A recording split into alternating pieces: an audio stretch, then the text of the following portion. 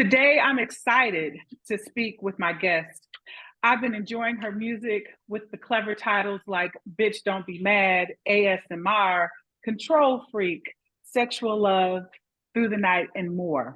She's from the Midwest, so I'm happy about that because that's where the best ears originate. The more I hear from her, the more I'm excited to see her elevate and share her positive light. Welcome to the show, Maeta. Yes, thank you for having Okay. me. Yes. How are you doing today? I am good. I'm tired, but very, very good. I'm Yeah. happy. Yeah. So, as you started, like you've been doing this, you've put out some projects and stuff. Are you having fun? Is it everything that you thought it would be? I'm having so much fun. I'm so excited about everything going on right now. I think that I went through a few years of the hardships and the growing pains and things like that, but right now I feel like I'm in a good place and I've grown and I've learned some lessons and I feel like kind of a new person. So I feel really good right now and just excited about everything that's going on. I love it. I want to talk. So, the Hybrid Soul with Kelly Kinkaid. We are your destination for R&B discovery, and I want, being that this is the first time to the show, I would love to just discover more about you. Now, I said you're from the Midwest, and I say that's where the best originate. I'm from Flint, Michigan, so I just feel like we Okay. got different ears. You know what I mean? Your beginnings from Indianapolis. Uh, when you started, did you start off singing at a young age? When did you fall in love with music and wanted to be a singer? I've always loved music from when I was I mean, this is like everybody says this as an artist, but as a baby, I would always sit by the speaker. I would always want to be next to the speaker and bounce and dance and stuff. So I think that I always had a thing for music. Um, Somehow got into singing when I was like 7, 8. I was watching Leona Lewis on Top 20 Countdown on MTV that Yeah, they used to, and I saw her and I thought she was the most beautiful, amazing thing in the world. And she kind of was my first inspiration musically. And I just kind of chose that as my passion. And I haven't cared about anything else since then. So thank God it's working out. But yeah, it's been since I was a little girl. I love that. So, Leona Lewis, one of your musical influences, I feel like you have an old soul. Who are some of the other musical influences that you started off and are continuing to like add to that to your list? Because you were born early in the 2000s, so you are young. Yeah. I did listen to a lot of my family played a lot of John Mayer growing up and just the kind of things you hear in Indiana, well, at least in my family. But once I got into middle school and high school, I started listening to a lot of R&B. I love Jasmine Sullivan. I've always loved Beyonce. I feel like everybody Yeah. says that. Seriously was like obsessed with her. So I have to give a lot of props to her for being like, I don't even think I'd be here without her. I love Yeba. I listen to a lot of gospel music now. I love gospel music. Just anything with soul I love. That makes me ask you, what's when you think of I love gospel music, what's a song that just right off the top of your head that you love singing or humming? Every rehearsal, I always make everybody sing "Take Me to the King." I just Mm, that song. I just started listening to Naomi Rain. I yeah. love it has called what's it called? Telling My Story or something. Hmm. I think Hmm. Zacardi Cortez. I don't know, everybody. I love Tasha Cobbs. I love This Place by Tasha Cobbs is one of my favorite songs. So yeah, I love gospel music. Take Me to the King, no, Tamala Man. Yeah. Wow. I Wow. Yeah, that's great. And Beyonce, what song is your I can't say what's your favorite song, but what song really connected with you? Like, she's on my list. 1+1 is probably my favorite Beyonce song. It was Okay. written by, and I ended up working with him on my last project, which was amazing. But I just love that song. I even added it to my last tour, and I'm going on tour with Chris Brown in a few months, so I'm probably gonna add that one there too. I'm so excited. Yeah. That was a stunt, and I love it. And I, one of my questions I wanted to ask you: when I look at your catalog of work, you've worked with some amazing people, producers, writers, artists. Like, K Tronada, James Fautleroy. I want to stop with him first. He's an amazing writer. I'm a credit. I love listening to watching reading credits and all. Talk about your just working with James Fautleroy, that experience, because he's worked with many people. Yeah. So he has a good relationship with my A&R Omar, who's also signed me. So that kind of is who introduced me to him years ago. Back when I first got signed in 2019, I worked with him for the first time. And I think he was kind of just doing Omar a favor.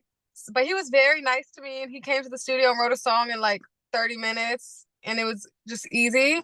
But we've Yeah. developed over the past 6 years, 5 years. And I love him. He's just a genius. He's like a wizard. I'll just walk in. He doesn't really ask questions. He's just like, here's your song, boom. But I love it because it's always amazing. And he teaches me a lot. He vocal produces me, so he'll make me sing the same word 20 times until I sing it the right way.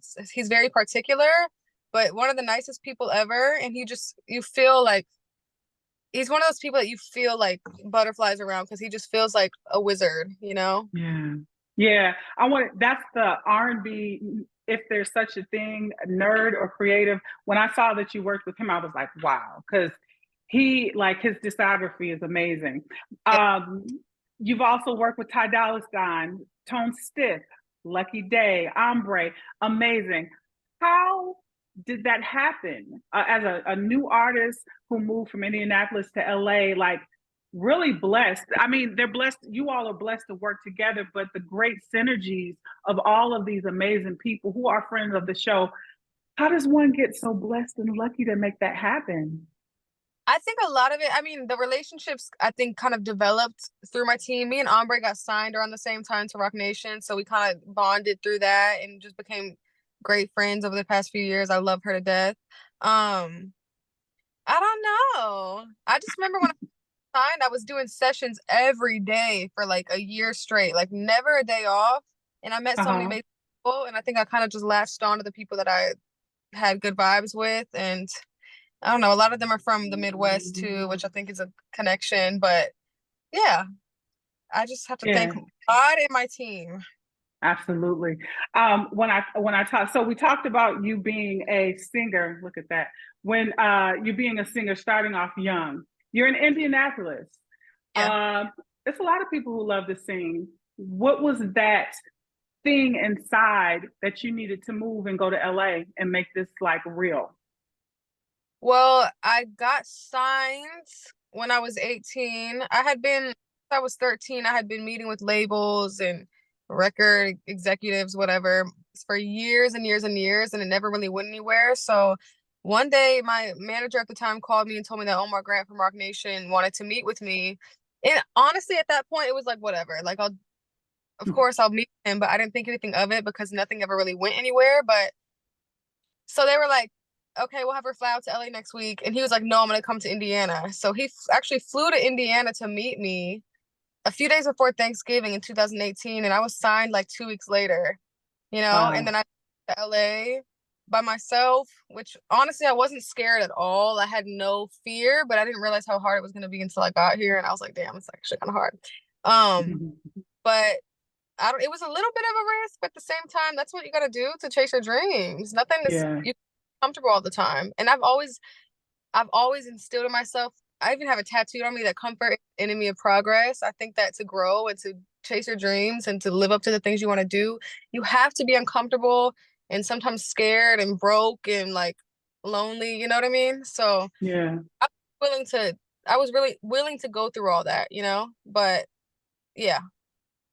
Because when you look at, I'm curious to know what were some ebbs in your life, like down times, because when we look at the surface, you've been on tour with her, you're about to go on tour with Chris Brown, you've worked with all these amazing people. You would think like everything just locked in, but you did say, you've been meeting with a lot of people. What are some times like even now? How did you embrace any low periods of your career to this point?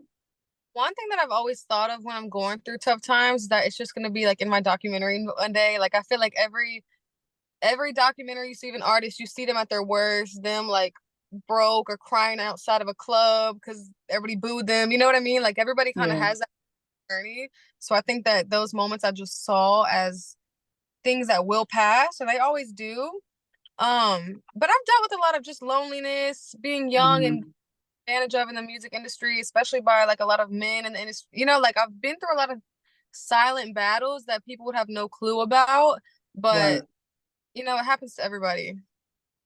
When you started off, uh, I saw you're a self-proclaimed daydreamer who falls in love too fast and drawn to sad songs. Are you still a daydreamer? Am I still, sorry, you said, Are you still a daydreamer? oh, yes. Oh my God.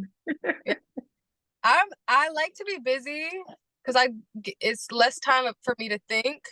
So every time I have time off from music or work, I just go crazy. I don't like idle time or whatever it's called, you know? Yeah. Um, Definitely a daydreamer. I think a lot of it is manifesting too.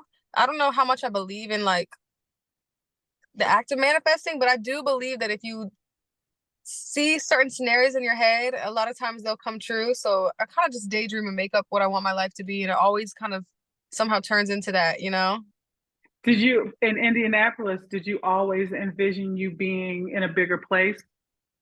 Yeah, but it was something that was like inside of me. I didn't really know what it was. I kind of just always knew, and I would daydream in class and just think of all the things that I wanted to be doing instead of sitting in Indiana in like algebra class. Right. So yeah, I always have. I love it. I want to talk about the music because that's why we're here. You've put out some really great projects. From the project that I'm aware, which was the first one, Do Not Disturb. What have you learned from Do Not Disturb till When I Hear You, as far as just putting the music together? I think that at that time I was kind of taking anything I could get. I was so Hmm. new, young, and just a whole different person than who I am now, and I didn't know anybody, and nobody knew who I was. So I think that getting songs or getting people to work with me was a lot harder. So and I didn't really know what I was doing. I kind of just like to sing, you know. I had never really recorded music before. So that was my kind of test run. And now I'm very confident in what I like, you know, what I want to sound like, the things that I want to Yeah, experiment. Team and I are so close. They push me like crazy. I'm pushing myself vocally, doing things that I never thought I could do. And I'm gonna keep doing that. My team will not let me stay complacent at all, which is a good thing. But I'm just challenging myself like crazy now. And I feel like I've matured in my personal life and just musically a lot. And I've worked with some of the most amazing people ever. So it's just night and day, like two different people. I love it. I want to talk about just the people that you've worked with, putting projects together. You are a writer yourself. Out of all the writers, I know all of them have special, maybe things that they've taught you and you've grown. Can you remember a time just to this point in your life, maybe something one of the producers or writers you've worked with kind of expanded your mind writing one of your projects, and even the current project when I hear you? That's a good question. There are a lot of people that I'm just kind of in awe of. Yeah. Um, oh my God, that's such a good question. Like something I've learned from one of the writers. Well, What'd you say? no, I don't want to interrupt your thought because I Oh, feel like it's about to be a gem. I can't think of anything. I mean, everybody works different ways. Hmm. I think How about work ethic? What have you learned working with all these people, work ethic wise? I'm in shock sometimes. Like one person that I work with a lot is Ant Clemens, and he'll run into my session, write a song in 30 minutes, and have three more sessions that day. Like he is such a hard worker. I think that everybody's different though. Some people take a week to write a song, and it's the most amazing thing in the world, and somebody can do it. Some people can do it in 20 minutes. So everybody's Yeah. different. Um, One thing that I think that I'm inspired by, I just think too much. I overthink. So every time I'm doing melody tracks or trying to think of lyrics, I just get so scared. But one thing that I've learned about writers is that there's no wall. it's like they do not care. Bibi Borelli, I love working with her because she kind of like she has like a face that she makes, and it looks like she's like on drugs when she's writing. And she's not, but when she's writing and she's in the zone, Yeah. it's like she turns into a whole different person. It's like kind of she's being possessed and she's just speaking freely. So I think that the biggest thing I've learned is to get out of your head. No idea is too crazy or weird or whatever. Just be free and don't care. Like nobody's judging you, you know? But that's one thing that I have to constantly tell myself because I care what people think way too much. And I'm so weird Mhm. about recording in front of new people and like it's so sacred to me. So I could open up a little more. But I think that's like the key to being a good songwriter is being able to just open up, you know? But Yeah. Yeah. You said everybody's different. yeah. Yeah. How has life been performing? Because I know you wanted to do when you first started out putting all these projects together, performing live was something on your list as far as you want to do more. How has that been, being that you've been on different stages? It's been amazing. I'm about to open for Chris Brown, and that's like stadiums, which I'm kind of terrified for, but actually so excited. I'm doing the Staples Center, which is just insane. Um, Insane. but the one thing that I've learned is best for myself is to have I depend so much on the people around me. And I went on tour, my first tour last year, and I had two background singers with me, and they seriously changed my life. They are so funny. We have so much fun. But when I'm on stage and I turn around and I see them up there with me and they Yeah. just smile at me, like I need it so much. And then I did a show this earlier this year without them, and I was terrified. And I was like, damn, I didn't realize how much I needed them. So I really depend on the people around me to kind of give me comfort. So Yeah. they'll be on tour with me again. Um, yeah, that's the most important thing to me. But I've gotten a lot better. I used to be terrified. I used to cry for like 3 weeks before a show, you know? Right. How have you embraced just the whole body of being an artist? Because there's a lot of artists who like stay in the studio, but it's more to it. And adding just different components. How has that journey been for you? It's been amazing. I think you got to just take each challenge as it comes because I've seriously Hmm. learned much and I'm a whole different person from when I first got signed and I work a totally different way. I have like a billion people on my team now compared to when I first started and I didn't even have a manager, you know, and it was just me and my like A&R. Yeah. So I don't know. As I said earlier, being uncomfortable is amazing because that means you're growing Yeah. and embrace those lessons, you know? That's Yeah. wonderful. That's wonderful. How is it just seeing your fans when you're performing? What is that experience of, like seeing it? What's that bird's eye view? It's fun because some people are crazy, some people are like drunk, some people are like crying. People look at you. I think it's just kind of fun because humans are so weird and everybody's so different. So it's really fun to just look out and see everybody's different reactions. Um, yeah, but it's exciting though. I love my fans that really know me are so like they're not mean to me, but they love to like talk shit. So those are the meet and greets. People like I had one girl, she was like, "Get the hell on stage." I was like posting backstage, and they were all waiting to come out. So those are my favorite ones, but I love them all. I want to talk about When I Hear You project.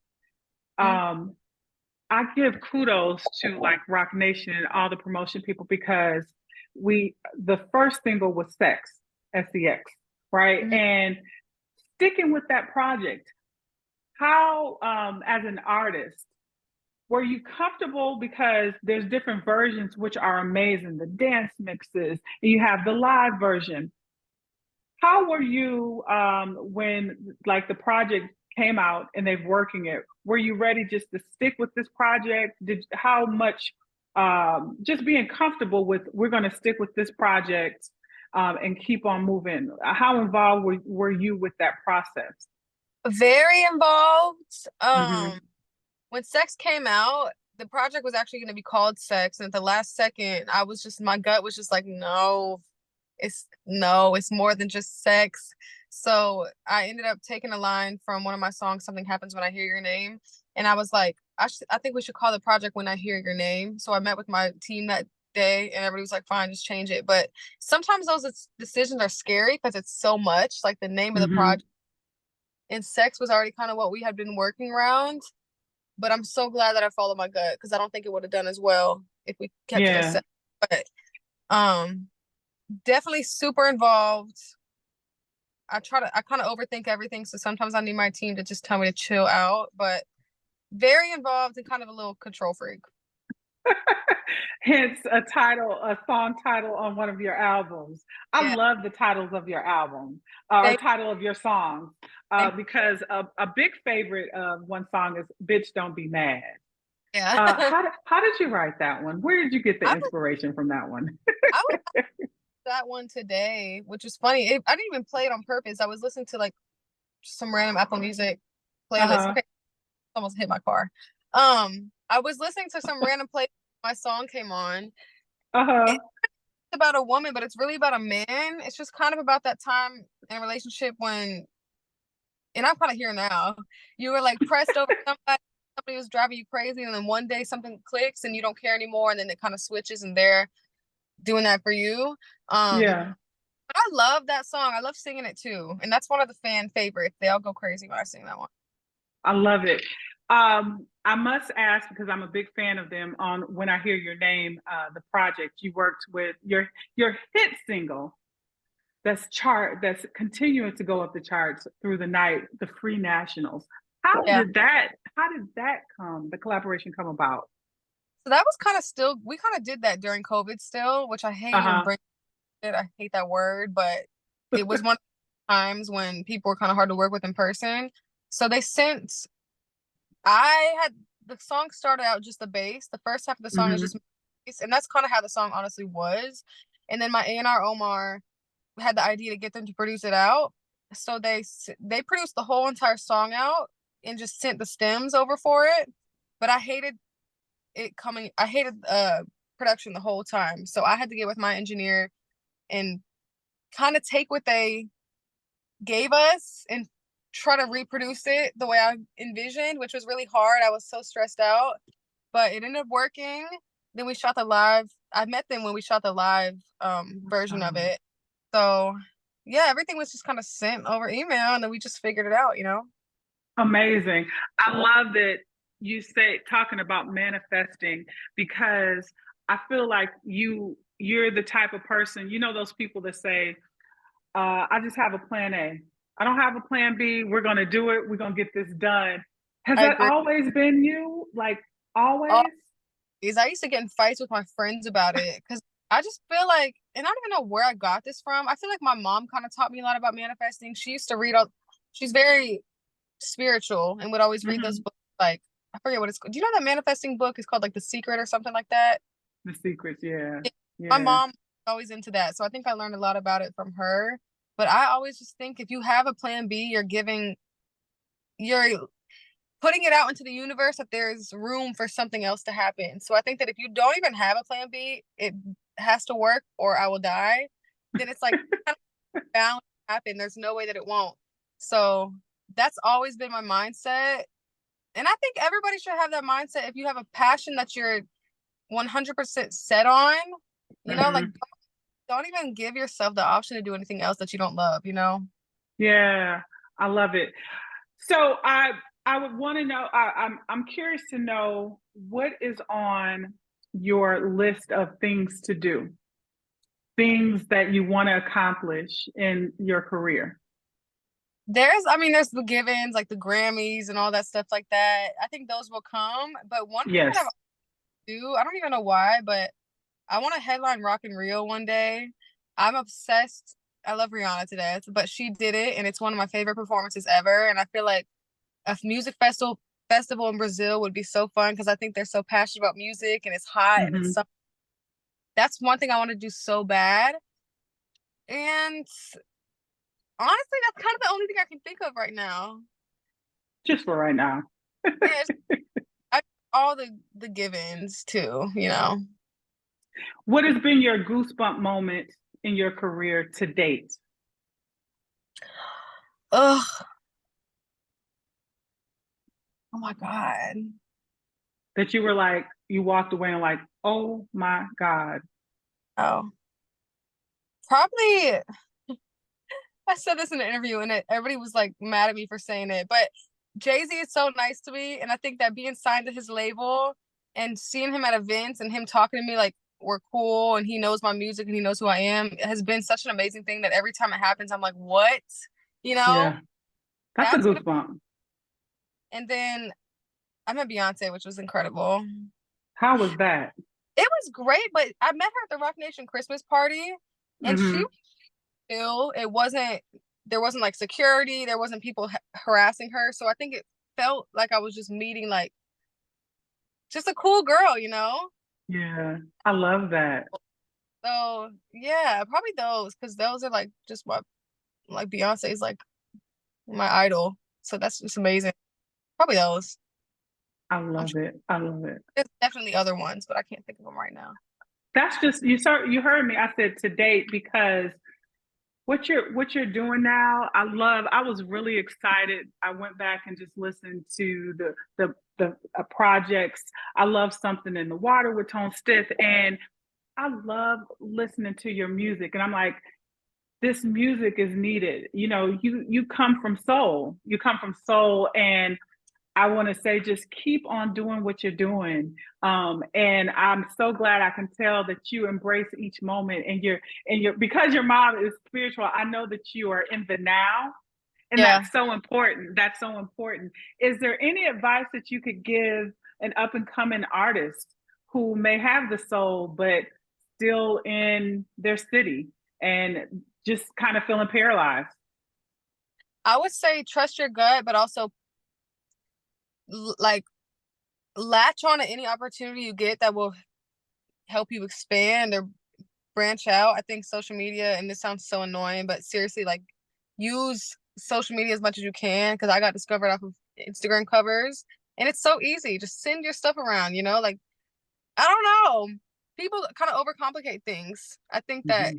just put yourself out there, try to make sure the world knows who you are. I think social media is the best way to do it, because anybody can share anything to anybody at any time, you know what I mean?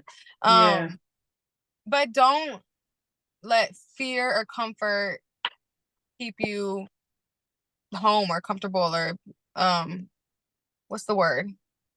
What's the word? It's not it's like complacent. complacent, I think. Yeah, like force yourself to do uncomfortable things and take risks, and you know. And I think that you can feel that though when it's meant to be, but just I don't know. That would be my thing. Receive, Because receive. I know a lot of people that are just they make excuses for everything and they're too comfortable and things seem so wild to them. It's like nothing is wild.